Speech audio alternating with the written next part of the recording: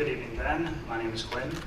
My question stems from attending Turning Point USA Student Action Summit in West Palm Beach just a few weeks ago. Seeing you speak and seeing how attendees were excited about the United States moving the embassy to Jerusalem.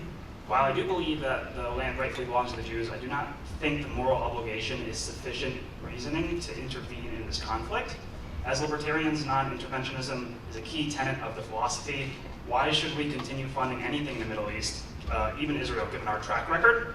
And why is intervention on Judeo-Christian moral grounds permissible, although we have a separation of church and state? Okay, so it's not intervention on the basis of Judeo-Christian morality per se, meaning if it were just on the basis of Judeo-Christian morality, then we would not be giving aid to any of the other countries in the Middle East. For example, we give aid to Saudi Arabia, we give aid to Egypt, we give aid to Jordan, we give aid to the Palestinians, some $300 to $400 million a year. By the way, I'd be much happier if we just cut off all aid. I mean, I think there's a strong case to be made, the Rand Paul case, that you just don't give foreign aid, period. But if you do give foreign aid, then the idea is that it's supposed to be in our national interest. Then the question becomes, is it in our national interest to be involved in the Middle East? And this is a question I think that was decided relatively conclusively on September 11th.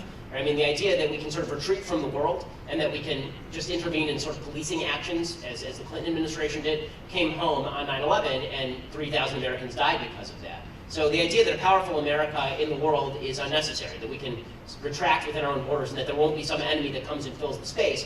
By the way, that does have impact on commerce, that does have impact on our economics, it does have impact on how people live. Now, my view is sort of the view of the founding fathers, which is that we ought not be entangled in permanent alliances. We should always be looking to what is in our interest. But one of the things that defines our interest is the fact that we are a good country, right? We are great because we are good is the idea that if we were to be a completely amoral country, then we would not be worth standing for, right?